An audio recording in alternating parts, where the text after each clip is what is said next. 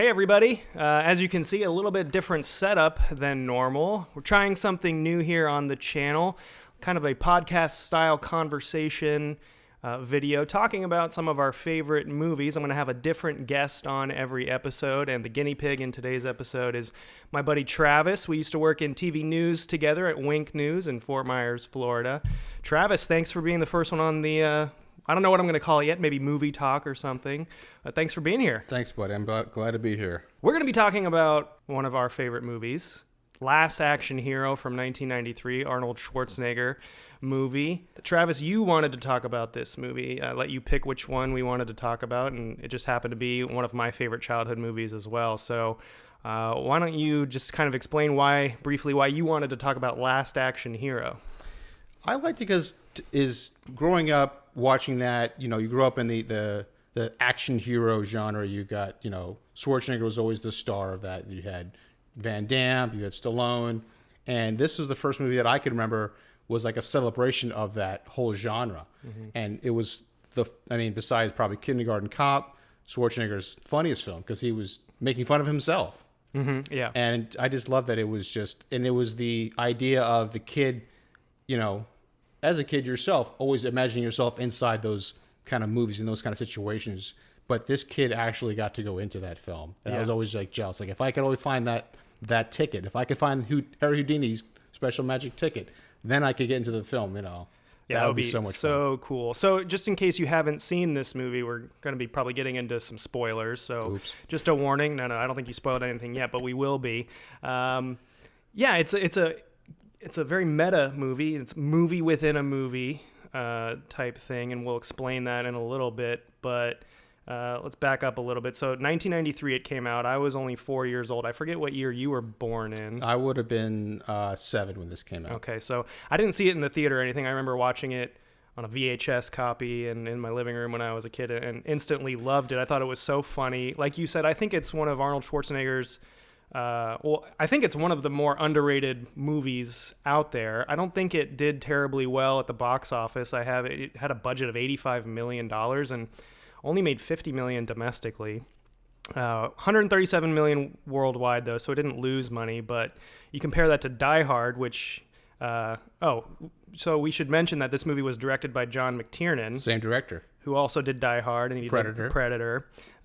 So Die Hard had a budget of I think like 28 million or something and made like 140 million. So compare the budgets and how much they made. So not as big of a success as Die Hard was. And I think it's only got like a 6 point something on IMDb, which I think is a little low for this movie. I don't think people appreciate it for what it is. I think it was lost in the shuffle at the time, unfortunately. Yeah, I think Jurassic Park came out in 1993. That was the biggest one. Forrest Gump, I think, came out in 1993, so it had a lot of competition that year. Great films themselves. Yeah. I also saw this movie was nominated for a Razzie for Worst Picture, which I cannot believe. I can't believe there's actually Razzies that far back. I didn't realize there were. Yeah, I'm not sure what year they started.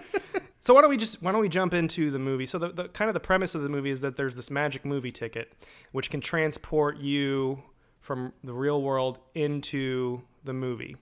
But let's start at the beginning of the film. It starts off with a scene, a police standoff.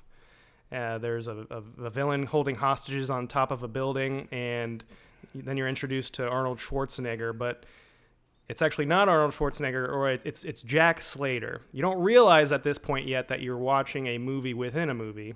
Well, I felt like at the beginning you kind of get that because the literally opening shot is it starts in black and it comes into a frame like the same aspect you see in the theater. So you get the idea you're coming into something a little bit different. But yes, it starts out your stereotypical hostage negotiation kind of situation. And I felt like that was, since it's McTiernan that directed it, it was kind of a callback because there was a particular shot I remember of when the villain character is looking over the side of the building and he sees the sea of cops. There's a similar shot like that in Die Hard. So I felt like it kind of sets up this similar, like there's this, all the cops are shutting down the whole road. There's this one guy who's holding all these kids hostage, and only the one guy can come in and save everybody. And it's Schwarzenegger who's basically doing a Clint Eastwood impression, coming in, stomping on all these cars, doing his best Dirty Harry, wearing the rattlesnake boots. Yep. and the leather jacket, and got a cigar in his mouth. you get your first immediate cameos from Tina Turner playing the mayor, who is just like, there's a lot of these kind of cameos throughout the film that you blink and you miss it, but that was a funny one. Yeah, a lot of cameos in this film. And then there's this really great scene at the so he's walking on top of the cars, and then he gets down, and Tina Turner, the mayor's like, we've got the lieutenant governor here, and he just punches him right in the mouth, and he says, call me when the governor gets here. This movie's filled with those like cheesy one-liners and bad puns, because it's really it's kind of a parody of it's a satire action movies. And he comes in and he's holding a radio microphone, crushes that with his hand, and he pulls out his gun, which is this giant cannon of a pistol. And it's like, okay, so like this is like kind of, there's almost like a Looney Tunes cartoonish aspect to the whole thing too. Yeah. So, but when he gets to the top, he gets to the building, he goes to the top of the roof, and then you come to find out through the dialogue of the two characters that this is actually his son that's being held hostage too. Mm-hmm. And I just want to point out that the movie that we're watching is in this movie within a movie. It's this Jack Slater franchise, and I believe this is Jack Slater 3.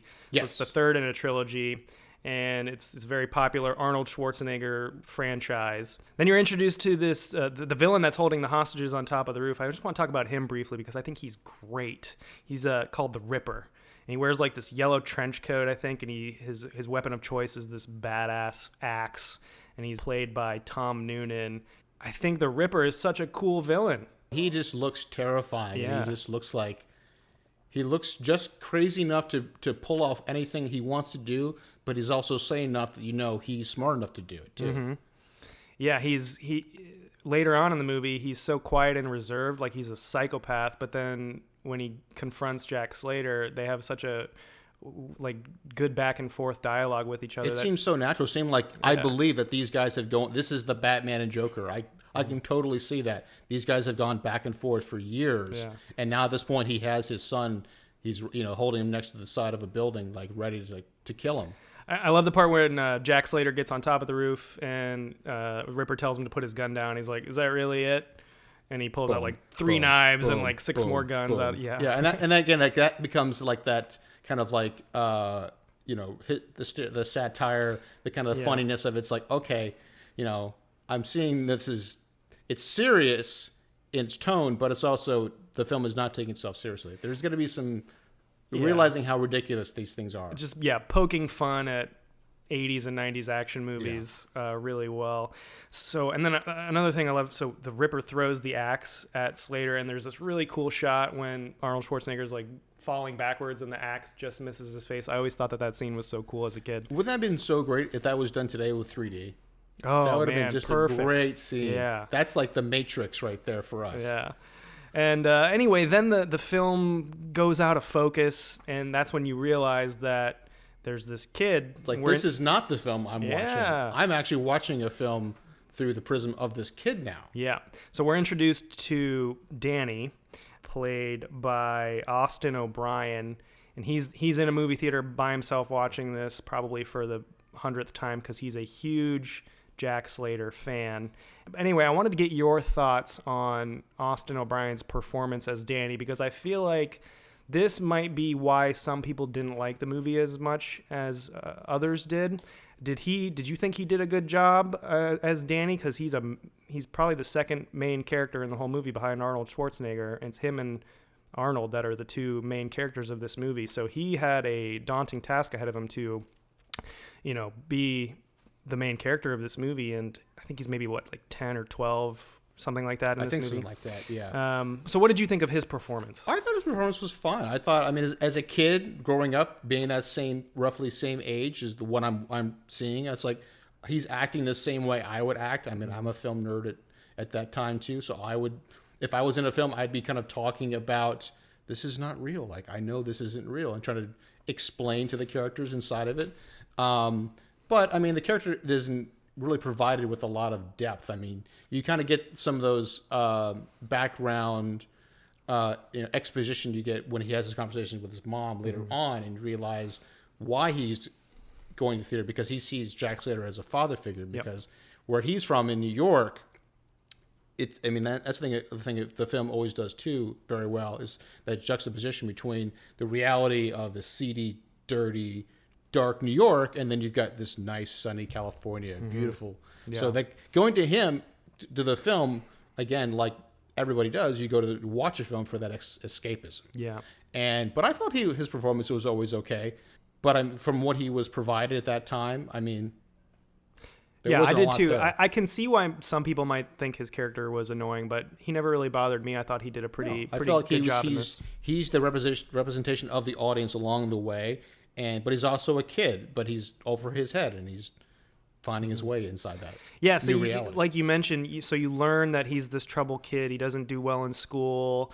I think his father had passed away, so he lives with his single mom, and his escape from this difficult life is movies, which is something that I really resonated with. Not that I grew up in any kind of situation like he did, but I, remember just being a kid his age and just love escaping into movies. Absolutely. I mean, I can't tell you how many times I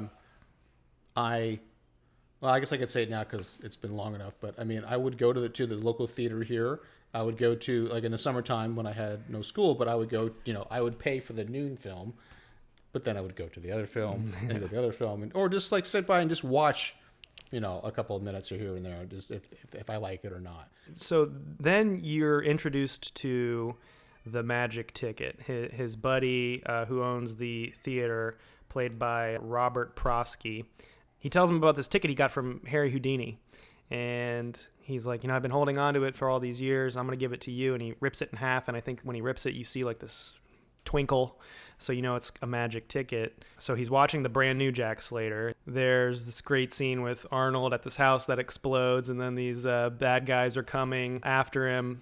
And there's this car chase and they've thrown dynamite at him. And then some sticks of dynamite are hurling through the air in the movie, and then they go transported through the movie screen into the movie theater that Danny's watching the movie in, and he's like, what's going on here?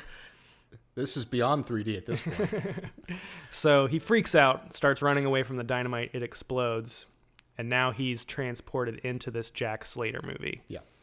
Which I don't think I've ever seen another movie that has this premise and it's really cool. I couldn't remember a time that the movie really broke through the fourth wall that hard. Yeah. And also to consider too, something I was reminded of when I was rewatching this was at this time, as a kid, you could go to Universal Studios, you could go to Disney, you could ride these rides like they had the Indiana Jones experience. I think it was Universal Studios they had. So there was already excess for us as kids at that time to go to a theme park, and you could literally kind of be a part of the movie, a set, kind of like that. So this movie really reinforces that. Yeah, and so then you get this great car chase sequence, and all these action movie cliches play out. First of all, the convertible car that Slater's driving just can handle anything. Yeah, and they even make note of it when he's shooting behind him. He's like literally turned around, not even facing the road, and he's pulling, and the kid's like, "You're not even driving." He is like, "Yeah, you gotta get really good at it, and never do it in heavy traffic." And it just takes a beating and never seems to be damaged at all. So anyway, they escape these guys that are chasing them, and then for the next several minutes, Slater's trying to figure out who this kid is, and this Danny's trying to convince Slater that this isn't real life. We're actually in a movie. And I thought it was the whole next few minutes of Danny trying to convince Slater that they're in a movie is really funny. They go to a Blockbuster type movie store, and if anybody remember what Blockbuster was, yeah. If you were, born the grandfather after of Netflix. And there's the great moment when he's like, "Let's go to the action movies. I'll show you. You're a movie star." And then you see the bottom of Terminator 2 poster. You see the motorcycle, and it's panning up, and it's like Sylvester Stallone is the actor in that. Yeah. He's like, "No, that was you." Mm-hmm. Trying to tell it to the Schwarzenegger character when he's in there. Yeah, that was a very funny moment. And then he tries to explain how every phone number, because he asked, there's a customer that's in the store, and he asks her what her phone number is. It's 555 whatever. And what's the name? What's your phone number? 555 whatever. It's like because that's the thing in every film. It's always 555. Mm-hmm. And then Schwarzenegger has to explain it away. Well, that's where every codes. Yeah. And my favorite interaction of Danny trying to convince them they're in a movie is when it's a little bit later on, but he writes something on a piece of paper and he hands it to him and he's like, say this. And Slater's like, no, I'm not. And he's like, because you can't, because this movie's PG-13 and you're not allowed to say that word. Which tells you know exactly what that word is. Oh, yeah. Certain 4-letter word, probably. Yeah. Let's talk about Arnold Schwarzenegger for a second, because you mentioned it earlier on that I think you mentioned Kindergarten Cop as another one of his comedic roles. And he's been in several comedies, Twins, Junior, Jingle All the Way. So he's done plenty of comedies, but I think you're right. I think this is probably his best comedic performance because he's, like you said, making fun of himself, and in two different ways as well. Yeah, amazingly. So just kind of skip ahead to the end a little bit. There's a scene where Jack Slater has come now back into our reality, and he interacts with the actual Arnold Schwarzenegger.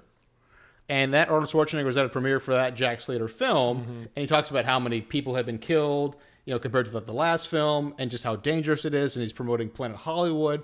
So, he's literally playing a character, making fun of the characters he's played, and then he's playing himself, making fun of himself, promoting those kind of films. And so I felt that was always like very smart kind of comedy, like to play that dual way of making two different ways of making fun of yourself in the same film was always a really interesting joke to me. And you were mentioning earlier before we started recording that who wrote this film?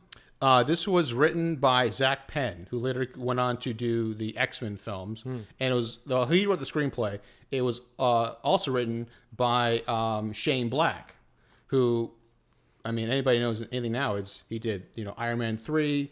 He was in Predator with Schwarzenegger.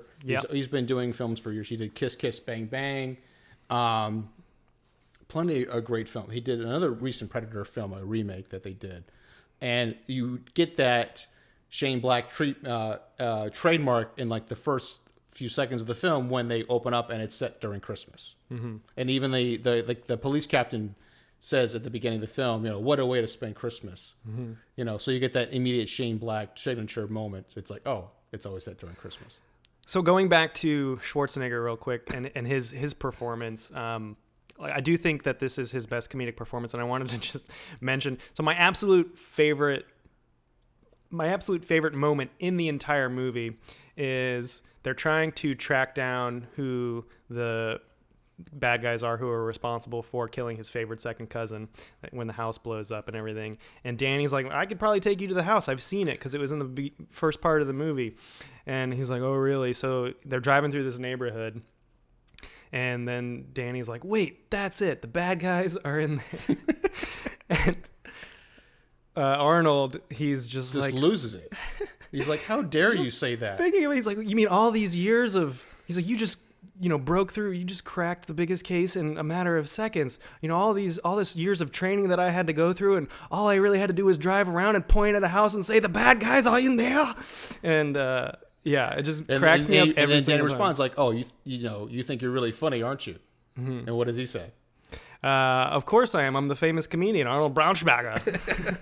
I think they say that Braunschweiger making a couple fun times. of himself, because of how difficult his last name had been when he first started as an actor, that no one could pronounce his name. So, a couple other things I wanted to talk about. You're introduced to one of the villains earlier on in the film. We kind of skipped over it, but I have written down Tywin Lannister is in this movie, and aside from the Ripper, who we already talked about, who was like he's the Jack Ripper 3 villain. Exactly. And now we're introduced to the Jack Slater 4 villain. Yeah, Jack Ripper. That's funny. So we're inside Jack Slater 4, the movie. And one of the villains is this guy with a glass eye, and he's like this incredible sharpshooter with a really long revolver handgun, played by Charles Dance, who's also Tywin Lannister in Game of Thrones. I think his character's name is Benedict. And I thought I haven't really seen him in too many other things other than Game of Thrones. and maybe a couple other things that I can't remember. But it was always Game of Thrones, and this is what I always associate him with. And he's really funny in this movie too. Just a very strong performance, just very smooth and elegant, and he's not doing this. I always like villains that aren't about just taking over the world. Mm-hmm. They have a singular focus. This guy, his only focus is on Jack Slater. Mm-hmm. And he's so, after Arnold's like, the bad guys are in there, they go up to the house, and it's like a henchman from like which you get James another Bond. Which you get another because he looks like Oddjob. Yeah, from Goldfinger? Goldfinger. I think so. Anyway, and then Benedict comes to the door, and they have this funny back and forth, and he snaps his fingers, and these trained dogs make this pyramid. To a pyramid. It's like, again, it's like, dogs can't do that. So they have this great back and forth, and they end up leaving, and then he hears Danny say something that there's, the guy's got I forget what he says, but he hates his boss. So Benedict, this sharpshooter villain with the glass eye, he's actually like second in command. He's got a boss that he hates. So Benedict works for this stereotypical mafioso kind of guy who's played by the legendary Anthony Quinn at that time. Mm-hmm. But he could never get his sayings quite right. Yeah. He always screwed up a little bit, and that really just grinds the gears of Benedict. Yeah, he's like, I work for this moron. Why am I working for you? You can't even get these sayings right. Yeah, so he knows that he's smarter than the guy he works for, which is never a good situation. Really just annoys the heck out of him. Yeah. So anyway, he meets Slater and Danny, and they leave. But as they're leaving, Danny mentions something. Oh, this guy hates his boss. So he realizes, hey, this kid knows something about us that he shouldn't know. What is going on here? So then it's his mission to like figure out how they know these certain things, and they end up. So then they go to. Slater and Danny go to his daughter's house, I believe, played by Bridget Wilson, I think her name was, who she later married Pete Sampras, by the way. Oh. Bridget Wilson Sampras, yeah. So it's Slater's daughter. She's this, smoking hot blonde who has this really obnoxious screeching yell whenever she's fighting people.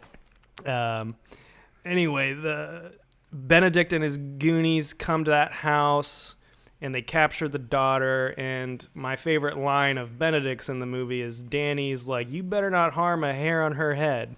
And Benedict's like, stop! Goes over to her, plucks a single strand of hair off of her head, and then he breaks it in half. I thought that was a great scene, just underlying, just doing the simplest sense of violence, but it reinforces, it's like, I'm going to call you out right now, and I'm going to literally do it right in front of you. Yeah. Let's fast forward a little bit to one of my favorite sequences in the movie is the funeral of Leo the Fart. Who's this mob boss, I guess, who had a reputation for flatulence. Yeah. Well, they figured on the way that's like, why Leo the Fart was killed. Who killed him probably was going to be Benedict. Benedict never misses. Yeah. Why would you, and of course, if you have a guy that's killed, that's that fat, why would you do but fill him with dynamite? Because that's it's nerve gas. But then you find out it's nerve gas. Yeah. Because of course he's puts it together. Oh yeah, 2 days ago there was nerve gas that was stolen from the local college. I'm like, wait, what? Yeah. How did you jump to that? A lot of exposition really fast in that like part. He gives the kid crap for jumping to how the bad guys are in there, but he jumps to the nerve gas just like that too. Yeah. It's like, wait a minute. And so Slater and Danny are like, we should go check out this funeral. We might be able to find some of the villains there or figure out what's going on. Slater's got this great line, Leo the Fart's gonna pass gas one more time.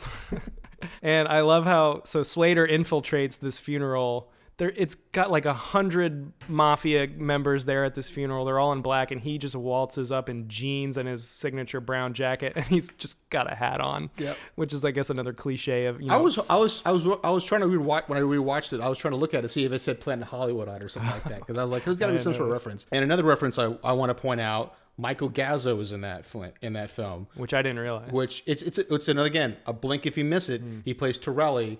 And Frank Gazzo was Godfather Part 2. He played Frankie. So again, it's just another way of those small little references you can make, little cameos or people that were inside other films that in that world it makes sense. Mm-hmm. Slater walks up to the corpse in the open coffin, and he leans over and he does like this mouse. Help me! Oh my God, this man's not dead, which is another really funny. Of course, the whole crowd erupts, and he puts Leo the Fart on his back to try to get him out because he knows there's a bomb in this guy. It's about to go off. It's going to kill this whole mob family because that was the original intent of the mob boss that Benedict works for. He supposedly made this deal with all the mob bosses in California, but in fact, he wants to kill everybody and take over the whole state himself. Yep. But Schwarzenegger figures that out. He wants to get the body out of there. And as he's running through the crowd, he's like, "Is there a doctor? Is there a doctor?" And the guy stops. "No, I'm a doctor. You're a doctor? Check his pulse." And he turns and just hits the guy and just knocks him out clean with the dead guy's head. Oh, yeah, that whole... It's like, "The doctor passed out. The doctor passed out. Is there another doctor?" That whole sequence had me cracking up still to this day. And he ends up on this elevator in this helicopter that's keep making sure things are going smoothly at this big mafia funeral, starts shooting at him. And my favorite, like, I know it's probably green screen, but when he's hanging there on this one piece from this shot up elevator, and then all the noise goes out and slow motion, the bar or beam breaks, and Slater's just slow motion falling. You just see his hand looking at the piece when he's like, yeah. I love that shot for whatever reason. It's a great shot. Yeah. It's just one of those moments where, this movie has a funny element to it, but it's actually really great cinema to watch too, because it's one of those times where you don't see it too much anymore, but just where the whole scene kind of just goes quiet. You just watch him fall. Yeah. And I love moments like that in movies. I mean, the crane comes and scoops him up. They get stuck, of course, miraculously, just right there on time. And then they end up dropping into this tar pit. The La Brea tar pits. Yeah. And because of this film, the first time I ever went to LA, I had to go to the La Brea tar pits. I had to see it. Oh, really? Okay. I had to see it. So that's a real... It's a real thing. Oh, it's a real thing. I did not know that. That's cool. It's over by the museum, the LACMA museum. Oh, okay. And the bomb goes off. Bomb goes off. Well, the fart goes. The fart. He has his last fart. Yes. You see this giant bubble. And again, Schwarzenegger has another great line in there. You want to silent but deadly, which I never really understood. It's great, silent but deadly, but it wasn't a silent fart because it's very loud. With anyway. But then it goes in another joke after that immediately, where when Schwarzenegger, who fell into the tar pit with the corpse, he comes out and he just with some paper towels, he's just dabbing off tar, and Danny goes like, "Well, tar sticks to some people." It's like this movie is like, how does that happen? And his daughter rolls His daughter up, comes in with new clothes for you. Hey, here's some new clothes. And he's all like, "Hello, this is a movie." And it cuts back to him and he's like completely clean. Well, if you said it's a movie, I'm not going to not turn down a new set of clothes. So then fast forward a little bit more, Benedict ends up getting his hands on the magic ticket, and he realizes that he can transport to the real world to and from and go into different movies and stuff. But the part that I really liked was, so Danny and Slater follow Benedict into real world New York. And a couple things that I loved about this sequence is, Slater starts realizing, well, first of all, that Danny was right this whole time, that they are, in fact, in a movie and they're now in the real world. And then he realizes, things are a little bit different in the real world. They don't quite work the same way as they do in the movies. Like, cars just don't explode right away when you shoot them a couple times, because he's shooting at the cab that Benedict's escaping in. And he punches through a window to steal a car, and he's like, that hurt. Or when he plays chicken with the guy. Yeah. And that was a great moment. First of all, really well filmed stunt. Very, very because well. I think there's a real, I don't know if it's a dummy and they put a brick on the gas or what, but it's all I think it's one take. It's all one shot, and you see these two cars driving towards each other fairly fast, 30 miles an hour maybe, but then they crash head on. No special effects or anything. Those are two real cars. Schwarzenegger had to be in the car to come out at the end of it. So that was very well done. Well, there is a cut. So they crash, and you see like a head in the driver's seat, and it might be a dummy or it might be a stunt man or something. But then Danny starts running towards the car, and then it cuts. It cuts to Danny running. So there was a moment. And that's when he comes out. Yeah, and he's like, "God, that hurt." and then right after that, there's a Die Hard reference, because this is a John McTiernan movie. Which who reference also was directed. that? I think I missed that one. Really? Okay. So the chicken scene, the cars crash, and Danny's like, "You better make sure that they're dead." And he's like, "They're dead. Trust me." And Danny's like, "No, they always say that's that." right. He's like, "Just like in Die Hard, the guy's hanging there by his neck, and then at the end of the movie, he comes back." That's right. The literal, he referenced Die Hard specifically. Not just a reference. He called it out. Yeah. So not only is Jack Slater realizing that the real world is different than the movies, Benedict starts realizing that it's different too, because he kind of realizes you can just kill people in New York and nobody cares. I thought, and that's why I felt like that this whole scene between when they first break that wall, they go from the movie world into real world New York. That I feel exposed the emotional breaking point of the entire film for Schwarzenegger's character and for Benedict's character. Yeah. Because Schwarzenegger is like, I am a character. My life, I have no control over my life. And it gets very serious, and he just becomes very depressed very quickly. Yeah, and that was, I thought, honestly, a fairly touching moment in the film, because he's like,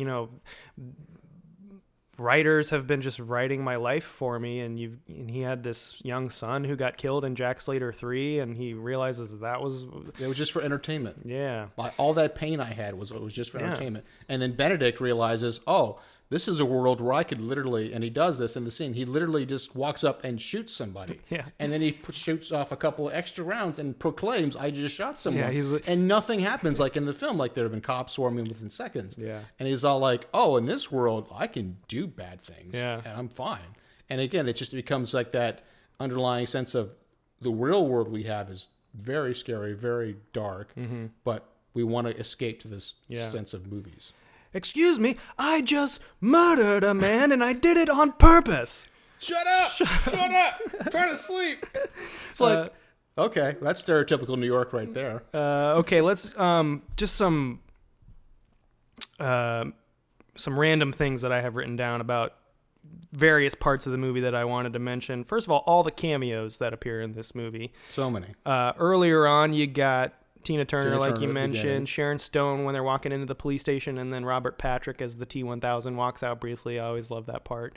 And then later there's this big Jack Slater 4 movie premiere that all these big name actors appear in. You see Van Damme, you see Damon Wayans, you see Chevy Chase. Yep, Jim Belushi. Jim Belushi has some lines. Little Richard. Little Richard, which I thought was like, okay. I guess he was really big in 1993. I never got the cat reference. I always thought there was a reference of that cat. The cartoon? The cartoon. Again, one of those things that Danny tries to point, like, hey, there's a cartoon cat in the police station. Yeah. And Schwarzenegger's like, yeah, and he'll be there tomorrow. But like, voiced that's by Danny DeVito from Twins. But I always thought as a kid, because the way they set up all these other characters as references to other movies, little cameos, like I thought there was like that cat had a series that I just never seen before. And then I think my favorite cameo is Sir Ian McKellen. Fantastic. Yeah, as the Grim Reaper from The Seventh Seal comes out of the movie. And yeah, just love that guy. So a couple other random things. I love the Hamlet cutscene, that the black and white when Danny's in school. He's in school and he's watching. This movie would be so much better if it had Schwarzenegger playing Hamlet, and if Hamlet had a machine gun. Yeah, just daydreams of a kid. It'd be so much more fun. Yeah. And then another thing I loved, the pre-recorded tapes that Slater plays whenever his ex-wife calls him at the police station. He's like, yeah, and then he just puts the phone on top of the tape recorder. And yeah. Yeah. And you can even kind of pause and look through some of the titles. He had like different sections, like, oh, my brother did it was one of them.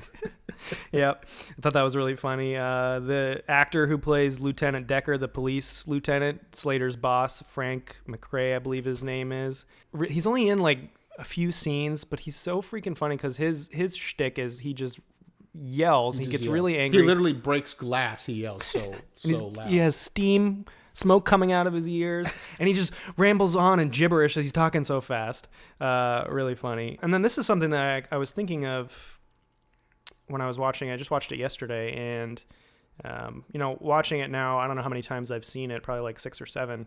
It struck me because they realize at one point in the movie that you can use the magic ticket to go into other movies. And I always thought, like, it would have made sense for Jack Slater to want, and maybe he does after the movie's over, you don't know, but if I were him, I would have been like, I want to transport myself back into Jack Slater 3 to try to save my son.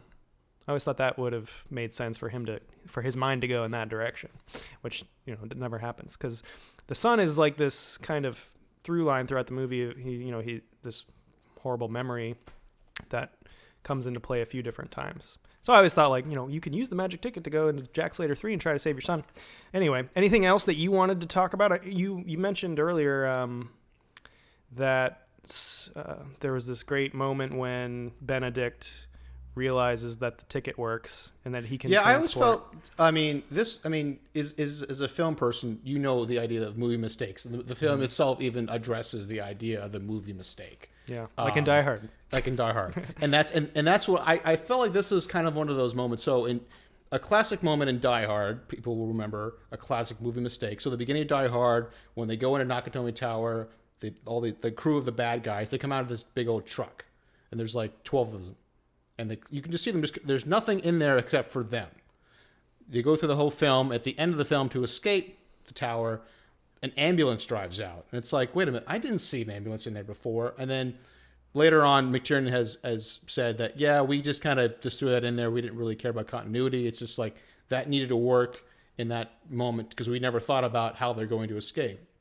So that's always been a classic movie mistake. Yeah. In this film, again, directed by McTiernan, there's a scene where Benedict is, when he realizes he has the ticket, he realizes what it can do because he can put his hand through a wall. Mm-hmm. There's a close-up of him from the one side where his normal eye is. You can see him when he's touching the wall. And then it cuts to another angle after he had come into the room and he'd removed his glass eye. There's another shot that comes from the other side. They play this theme from The Twilight Zone. Yeah. And you clearly see the actor's eye. Which I didn't notice. Which I felt like was just like such a in-your-face, like, yeah, we know he doesn't have a glass eye. But, like, again, just calling back to kind of Die Hard a little bit, just like, you know what? We don't really care about continuity in this because we're not taking it that seriously. But this is a really cool-looking shot, and I want to use that. I do love that shot. And it's a good Twilight Zone music playing. It just syncs up so well. It's like, it's just that, kind of eerie villain, kind of like, oh, he just realized I can get out of here. I can cause havoc in other places. Yeah. Do you want to talk about the climax at all? The end of the movie? I don't really have any notes down for that, but it was, I thought, a pretty decent ending. It was decent. I mean, it was kind of odd at the end where he kind of realized after he defeats the villain, he defeats both the Ripper and Benedict, the shooter, at the end through a classic movie mistake moment. Has a nice giant explosion at the end because apparently in all of his eyeballs he has dynamite. Apparently, just blows up his head for a nice wide shot.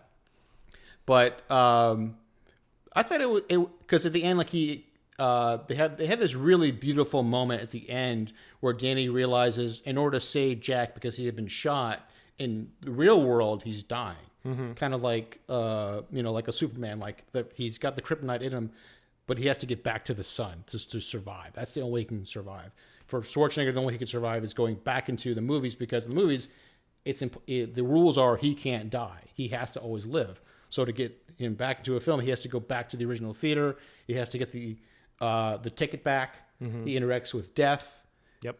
Has a nice little moment like that. Am I going to die now? Because death is right there. He's like, oh no, you died, grandfather. I remember when I was watching this movie for the first time as a young kid, I thought the Grim Reaper was scary as hell. Yeah, I thought I was kind of scared because like, wait a minute, the Grim Reaper's out of the movie and now he's in the real world.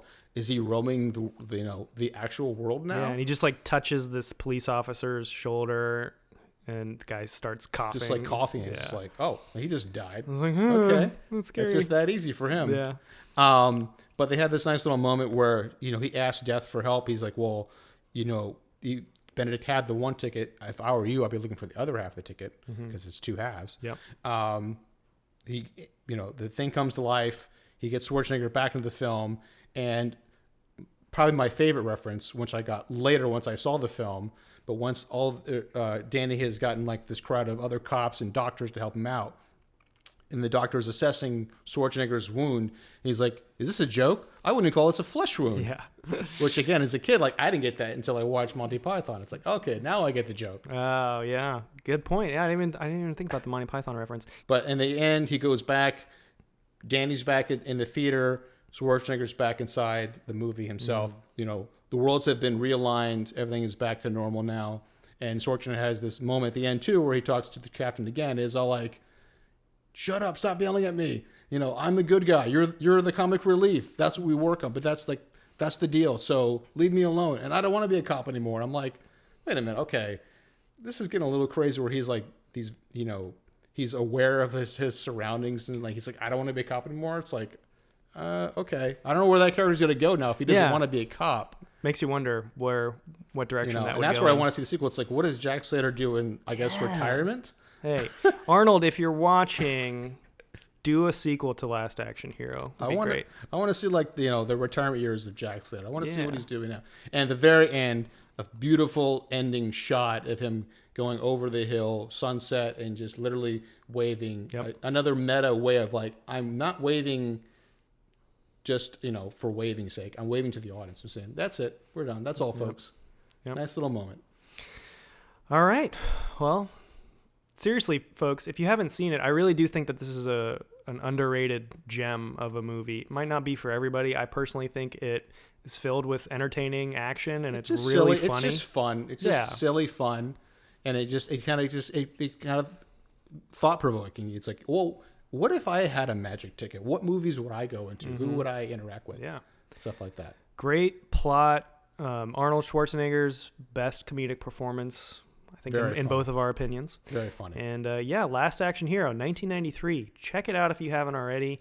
And if you're watching, comment below. Let us know what your favorite moments are of this movie, and if we missed anything in our discussion. We hope you enjoyed the conversation.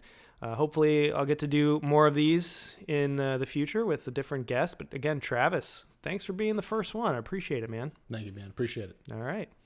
Subscribe. See you later.